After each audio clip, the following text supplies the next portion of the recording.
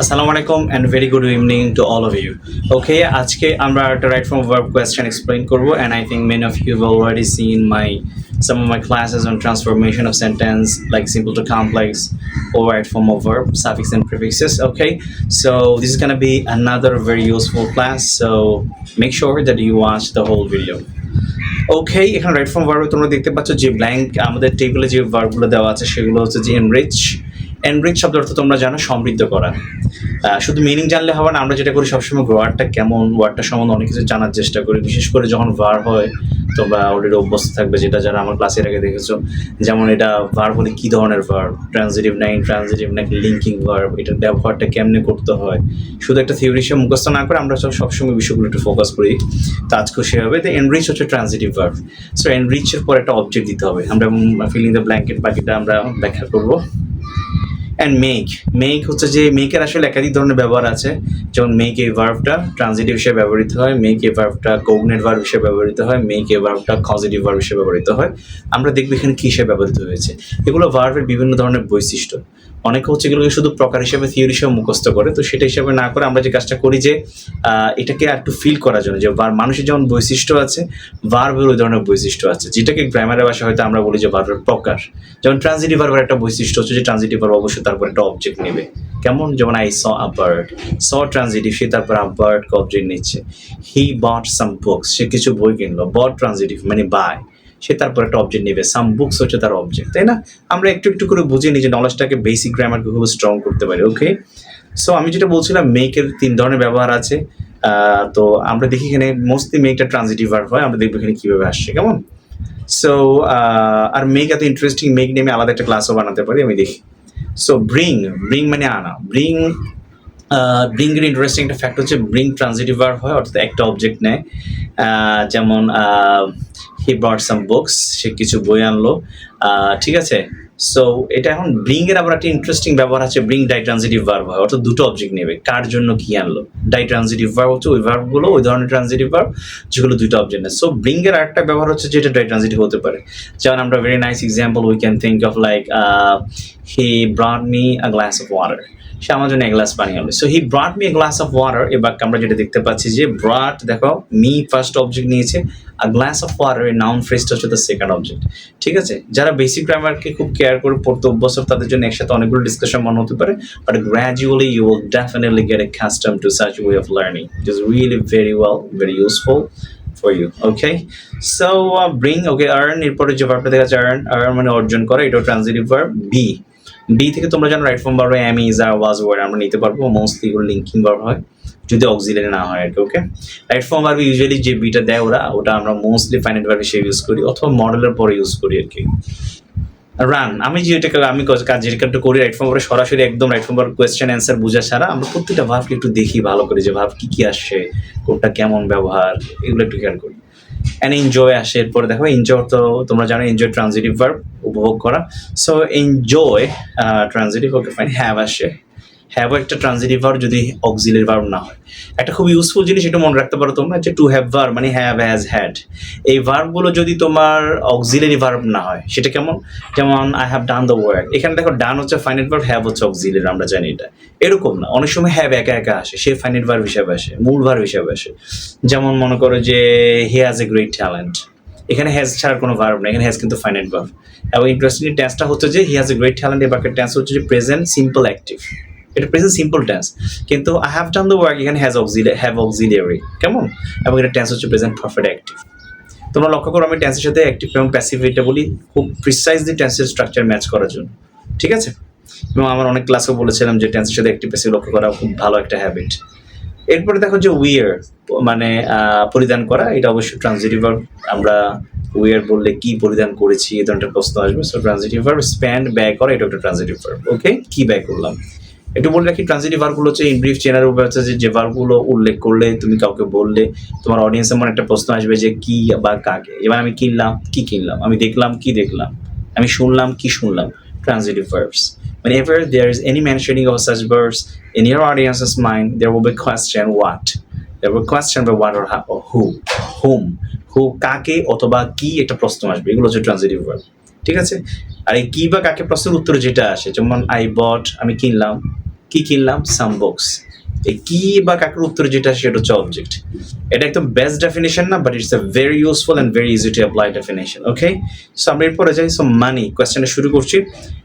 Money blank one happy unless it dash through fair means. এখানে যেটা বলছে যে মানি মানি ব্ল্যাঙ্ক দিয়েছে ওরা, one happy unless it dash through fair means. তো আমরা প্রথম ব্ল্যাঙ্কে এখানে আমি একটা কথা বলি, আমি আসলে পুরো রাইট ফর্মটা করাবো কিনা জানি না, সিঙ্গেল ভিডিওতে আমি আরেকটা ভিডিওতে যেতে পারি। কারণ হচ্ছে যে দ্রুত তাড়াহুড়ো করে কোনো রকম শুধু অ্যান্সারটা জানা আমাদের উদ্দেশ্য না, আমাদের উদ্দেশ্য হচ্ছে যে প্রতিটা ব্ল্যাঙ্ক এক্সপ্লেন করা কেন কি হচ্ছে। তো একটু খেয়াল করে দেখি বাক্যটাতে দুটো ব্ল্যাঙ্ক আছে, তাই তো? মানির পরে ব্ল্যাঙ্ক, তারপর হচ্ছে যে one happy unless it dash, এর পর আরেকটা ব্ল্যাঙ্ক। স্পেশালি যখন কোনো একটা রাইট ফর্ম ভার্বের একই সেন্টেন্সে একাধিক ব্ল্যাঙ্ক দেখবো, তখন ফার্স্ট আমাদের কি চিন্তা করতে হবে জানো? ফার্স্ট চিন্তা করতে হবে এই বাক্যে কয়টা ক্লজ হবে, এই বাক্যে কয়টা ক্লজ হবে। কেন সেটা আমি অনেক জায়গায় বুঝিয়ে থাকি, আর একটু বলি যে আমার যখন দুটো ব্ল্যাঙ্ক আছে, আমার কি দুটো ব্ল্যাঙ্ক কি ফাইনাইট ভার্ব হবে নাকি নন ফাইনাইট হবে একটা? কেন ফাইনাইট নন ফাইনাইট বোঝাটা ইম্পর্টেন্ট? কারণ ফাইনাইট ভার্বের সিদ্ধান্তগুলো পুরো একরকম, সেখানে ভয়েস বুঝতে হয়, সেখানে টেন্স বুঝতে হয়, সেখানে সাবজেক্ট ভার্ব এগ্রিমেন্ট খেয়াল করতে হয়। কিন্তু নন ফাইনাইট ভার্বের ক্ষেত্রে অ্যাপ্লাইড গ্রামারের বিভিন্ন রুল দিয়ে জাস্ট আমরা ভার্বটাকে চেঞ্জ করে দিলে হয়, সেখানে টেন্স ভয়েসের কাজ নাই। তোমরা যারা নন ফাইনাইট ভার্ব হচ্ছে, ওই ভার্বগুলো যারা টেন্স অনুযায়ী তার আকার নেয় না, চেঞ্জ হয় না। ওকে, আমি ফাইনাইট নন ফাইনাইট সেপারেট ক্লাসে সেটা খুব বিশদভাবে আলোচনা করেছিলাম। তো এখন এখানে একটা বিষয় দেখো, যেটা হচ্ছে যে আমরা এখানে কয়টা ক্লজ হয়েছে দেখি, হ্যাভ এ গেস যারা মোটামুটি অভ্যস্ত ভালোভাবে পড়ালেখা করতে। দেখো এখানে কয়টা ক্লজ আছে বাক্যে। Money dash happy unless, unless এটা একটা সাবঅর্ডিনেট কনজাংশন। তোমরা জানো আমি সাবঅর্ডিনেট বা ক্লজের কাছে এটা বলে থাকি, বা তোমরা অন্য জায়গা থেকে শিখে রাখতে পারো। আনলেস এই ওয়ার্ডটা দেখেছি মানে এখানে একটা সাবঅর্ডিনেট ক্লজ হচ্ছে, আর আমরা জানি সাবঅর্ডিনেট ক্লজ থাকা মানে একটা প্রিন্সিপাল ক্লজও থাকে। সো ওই বাক্যে দুইটা ক্লজ হবে। কয়টা ক্লজ হবে? দুটো ক্লজ হবে। তো দুটো ক্লজ হওয়া মানে দুইটা ফাইনাইট ভার্ব অথবা দুইটা মডেল ভার্ব, অথবা একটা ফাইনাইট একটা মডেল। আমরা জানি ফাইনাইট ভার্ব অথবা মডেল ভার্ব এই দুটো যে কোনো একটা দিয়ে ক্লজ তৈরি করা যায়, রাইট? মনে পড়ছে আমি অনেক আলোচনায় বলি যে একগুচ্ছ শব্দ যদি ফাইনাইট ভার্ব অথবা মডেল ভার্ব থাকে তাহলে সেখানে একটা ক্লজ হবে। তাহলে আমরা এখানে দুটো ক্লজ যে বুঝেছি এটা অনেক ইম্পর্টেন্ট কিছু। কোনো একটা স্টুডেন্ট ডাইরেক্ট যদি ভার্ব ভুল অ্যাপ্লাই করা শুরু করে দিয়ে বেসিক জিনিসগুলো না বুঝে, তাহলে সে হয়তো ফাইনাইট ভার্বের জায়গায় নন ফাইনাল লিখে ফেলবে, অথবা নন ফাইনালের জায়গায় ফাইনাল লিখে ফেলবে, তার অ্যান্সারটা কাটা যাবে। ঠিক আছে, তাহলে এখানে দুইটা ক্লজ যেহেতু হচ্ছে আমার নিশ্চিত করতে হবে, আমার দুইটা ক্লজ আমি এখানে দিচ্ছি। চলো আমি দেখি তাহলে মানি ড্যাশ ওয়ান হ্যাপি। আমরা এখানে একটা কাজ করতে পারি, এখানে যেহেতু মেক আছে, doesn't make one happy. Finite বা রাইট ফর্ম ভার্বে যে জায়গাটা ফাইনাইট ভার্বের জায়গায় কোনো স্পেসটা যদি আসলে ফাইনাইট ভার্বের জন্য হয়ে থাকে, যেখানে একটা ক্লজ হবে, সেখানে আমরা মডেল বা তখন আমরা এরকম ডোন্ট, ডিডন্ট, ডাজন্ট দিতে পারি। ওকে, নন ফাইনাইট ভার্বের যায়। কেউ যদি এই পর্যন্ত কখনো খেয়াল না করে থাকো, পুরো এই পর্যন্ত যা পড়ালেখা করে সব উল্টাই দেখো, তুমি সব গুজবগুলো খুঁজে দেখো তুমি। আমরা doesn't, don't, didn't plus V1 যেটা দিই সেটা তখন দিতে পারি যখন এই জায়গাটা ফাইনাইট ভার্বের জায়গা। ওকে, কিন্তু ডোন্ট, ডিডন্ট, ডাজন্টের পরে বেসিক গ্রামার অনুযায়ী যে ভার্বটা হয় সেটা ফাইনাইট না, এটা অন্য আলোচনা। বাট মনে রাখবা ফাইনাইট ভার্বের জায়গায় do not plus V1, doesn't plus V1 অথবা ডিডন্ট প্লাস V1 আমরা চুজ করতে পারি রাইট ফর্ম ভার্বের ক্ষেত্রে। ঠিক আছে, সো এখানে আমরা বলতে পারি মানি ক্যানট বাই দিতে পারি, আমরা মডেল ভার্ব দিয়ে ক্লজটা বানাতে পারি। ক্যানট দিব, হ্যাঁ ক্যানট ভার্ব বেটার হয়। মানি ক্যানট বাই হ্যাপি। আম সো সরি এখানে ক্যানট দিতেই পারবো না, কারণ এখানে মেকের কোগনেট ভার্ব স্ট্রাকচার আসছে। কোগনেট ভার্বের ক্ষেত্রে আমি একটু বললো অনেকগুলো ডিসকাশন চলে আসতেছে, আমি আলাদা আমার মেকের একটা ক্লাস করবো, তোমরা দেখে নেবে, সেখানে কোগনেট এক্সপ্লেন করবো। এখানে মেকই দিতে হবে, কারণ কোগনেট ভার্ব কি করে জানো, তারপর একটা অবজেক্ট নেয়, ওয়ান হচ্ছে তার অবজেক্ট, অ্যান্ড হ্যাপি এটা হচ্ছে যে তার অবজেক্টিভ কমপ্লিমেন্ট। হ্যাঁ, তো এখানে এবং অবজেক্টিভ কমপ্লিমেন্ট হিসেবে অ্যাডজেক্টিভ আসে গ্রামাটিক্যালি যেটা বলা হয়। তো এখানে দেখো হ্যাপি অ্যাডজেক্টিভ কিন্তু। সো সব কিছু মূলে গ্রামার খুব স্যুট করছে, এখানে কোগনেট দিতে হবে make. So money cannot make one happy, আমরা এটাই দিতে হবে। Money cannot make one happy, একজন মানুষ হ্যাপি করতে পারে না আনলেস, যদি না it dash through fair means. আমরা ইট ক্লজে এখানে একটা মজার বিষয় আছে। এখানে আনলেস তোমরা জানো, আনলেস শব্দটা হচ্ছে ইফের মতোই। আনলেস ইফের অর্থই দেয়, তবে আনলেসের মধ্যে নট অন্তর্নিহিত থাকে, অর্থাৎ আমরা আনলেস ক্লজে আবার নট দিতে পারবো না। যেমন দেখো, if you do not work hard you will not succeed. হ্যাঁ, এই বাক্যটাকে আমরা বলতে পারি ইফ দিয়ে বলার সময় নট একটা বলেছি, তাই না? If you do not work hard you will not succeed. কিন্তু আনলেসের ক্ষেত্রে দেখো, unless you work hard you won't succeed. তাহলে আনলেস দিলে নট দিন, অর্থাৎ আনলেসের ভেতরেই ইফ প্লাস নট থাকে। এখন দেখো যেহেতু এখানে ইফ চলে আসছে, আমি অনেক ক্লাসে বলি যে ইফ চলে আসা মানে তোমাকে কন্ডিশনাল বাক্যের যে সেন্টেন্সের স্ট্রাকচারগুলো আছে সেগুলো ম্যাচ করতে হবে, যে টেন্সের স্ট্রাকচারগুলো আছে সেগুলো ম্যাচ করতে হবে। সো এখানের মধ্যে আমার যে নেক্সট ক্লজ ইফ আনলেস ক্লজের মধ্যে আমাকে অবশ্যই প্রেজেন্ট টেন্স দিতে হবে, প্রেজেন্ট সিম্পল টেন্স দিতে হবে। এটা কেন? আমি কন্ডিশনাল টেন্সের যে আলোচনা করি সেখানে 6টা স্ট্রাকচার দিই, এটা রিয়েল কন্ডিশনাল ফার্স্ট স্ট্রাকচার। আর এই চাইতে বিস্তারিত আমি আমার কন্ডিশনাল ক্লাসের স্ট্রাকচারগুলো দেখে নিলে বুঝে নিতে পারবো, এখানে পুরোটা বলছি না আমি। ঠিক আছে, it's very useful thing and very crucial to know. এটা কন্ডিশনালের বিষয়টা জেনে নিতে হবে পুরোটা। তো আনলেস ক্লজ আমার এখানে প্রেজেন্ট টেন্স দিতে হবে, ঠিক আছে। সো আনলেস ইট, এখন দেখো এটা যেহেতু ফাইনাইট ভার্বের জায়গায় এই যে বি যে ব্ল্যাঙ্কটা, তোমরা অনেকে যারা ফাইনাইট নন ফাইনাইট না বুঝে কাজ করো, দেখো এটা খুব রেড অ্যালার্মিং একটা জায়গা। এই বি এটা ফাইনাইট ভার্বের স্পেস, এখানে ফাইনাইট ভার্ব দিতে হবে। ফাইনাইট ভার্ব দেওয়ার ক্ষেত্রে আমাদেরকে প্রথম ভয়েস চিন্তা করতে হবে, তারপরে টেন্স চিন্তা করতে হবে, তারপরে সাবজেক্ট অ্যান্ড ভার্ব এগ্রিমেন্ট চিন্তা করতে হবে। ওকে, সো এখানের মধ্যে ভয়েসটা প্যাসিভ হবে এবং টেন্স হবে প্রেজেন্ট সিম্পল, বলেছি অলরেডি। কন্ডিশনাল টেন্সের স্ট্রাকচার অনুযায়ী প্রেজেন্ট সিম্পল টেন্স হবে। তাহলে কি হবে? If it is not earned, এখানে কি হবে জানো? প্রেজেন্ট সিম্পল প্যাসিভ মানে এম ইজ আর প্লাস ভি3 দিতে হবে। If it is not earn through fair means, যেটাকে ফেয়ার মিনসের মাধ্যমে উপার্জন করা না হয়। সো আমি কি দিচ্ছি এখানে? প্রেজেন্ট সিম্পল আমরা প্যাসিভ দিচ্ছি। কন্ডিশনাল টেন্সের স্ট্রাকচার অনুযায়ী, কন্ডিশনাল যে সেন্টেন্স আছে তার স্ট্রাকচার অনুযায়ী আমরা এখানে প্রেজেন্ট সিম্পল দিতে হচ্ছে। আর এই ক্লজের সাবজেক্ট যেহেতু কাজ করবে না, এটা খুব বেসিক গ্রামার। কোন একটা ক্লজ আমি অ্যাক্টিভ দেবো না প্যাসিভ দেবো, কিসের উপর ডিপেন্ড করে? সেটা ডিপেন্ড করে তোমার ক্লজের সাবজেক্টের উপর, বুঝছো? ক্লজের যে সাবজেক্টটা মেনশন করা আছে সেই সাবজেক্টে যদি কাজটা করে তাহলে অ্যাক্টিভ হবে, আর সাবজেক্ট যদি কাজ না করে তাহলে প্যাসিভ হবে। এখানে ইট তো আর আর্ন করবে না, এটাকে আর্ন করা হবে। So unless it is earned, present simple passive am is are plus ভি3, it is earned through fair means. Okay, অনেকগুলো কথা হয়েছে, আমরা অনেকগুলো ছোটখাটো বিষয় আলোচনা করেছি, শুধু দুটো ব্ল্যাঙ্ক এক্সপ্লেন করলাম, একটা sentence I know, but if you really get habituated to learning English in such a way, you're gonna be definitely very strong and you'll be able to take bold decisions when many of your friends or many other students won't be perhaps able. Okay, that's all for today. Thank you for watching the video, and I'll share the remaining portion of the question in another separate video. ওকে, তারপর second sentence আমরা একটু দেখি সেখানে কি বলছে। Second sentence আমরা দেখতে পাচ্ছি যে there are people who blank, তারপর আছে a lot of money but it dash peace of mind to them। এখানে আবার সেম, যখন একটা বাক্যে আমি বলি যারা খুব ভালো করে পড়ালেখা করছো, খুবই স্ট্রং পারফর্ম করার যাদের অ্যাম্বিশন আছে, প্লিজ এটা খেয়াল করবে। একটা বাক্যে যখন একাধিক ব্ল্যাঙ্ক থেকে প্রথমে বুঝতে হবে এখানে কয়টা ক্লজ আছে। হ্যাঁ, দেখো there are a lot of people who, এখানে দেখো সাবঅর্ডিনেট ক্লজের যে রিলেটিভ প্রোনাউন যে who মানে অ্যাডজেক্টিভ ক্লজ। কেউ যদি এসএসসি লেভেলে এটা না জেনে থাকো সমস্যা নেই, জেনে নিবা। এটা একটা অ্যাডজেক্টিভ ক্লজ এখানে হবে।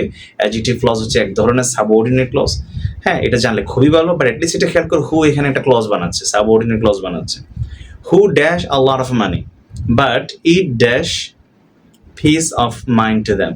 এখানে অবশ্যই সিতে যে ব্ল্যাঙ্কটা দেখতে পাচ্ছি সেটা ফাইনাইট ভার্বের জায়গা, কারণ এখানে ক্লজটা হু যে ক্লজটা আছে সেই ক্লজটা কমপ্লিট করার জন্য আমাদের একটা ফাইনাইট ভার্ব অথবা মডেল ভার্ব দিতে হবে। ওকে, সো আমরা বলতে পারি দেয়ার আর, তো আমাদের ফাইনাইট ভার্বের জায়গায় আমি যেটা বলেছিলাম টেন্স ভয়েস বুঝতে হবে। So there are people who earn a lot of money, যারা অনেক টাকা উপার্জন করে। হু আর্ন যে দিয়েছি আমি V1 দিয়েছি, টেন্স কি হয়েছে? সাবজেক্ট প্লাস V1 দিলে আমরা জানি প্রেজেন্ট সিম্পল অ্যাক্টিভ টেন্সের স্ট্রাকচার এটা। So who earn a lot of money but it, এটা কিন্তু একটা কম্পাউন্ড সেন্টেন্স, কেমন?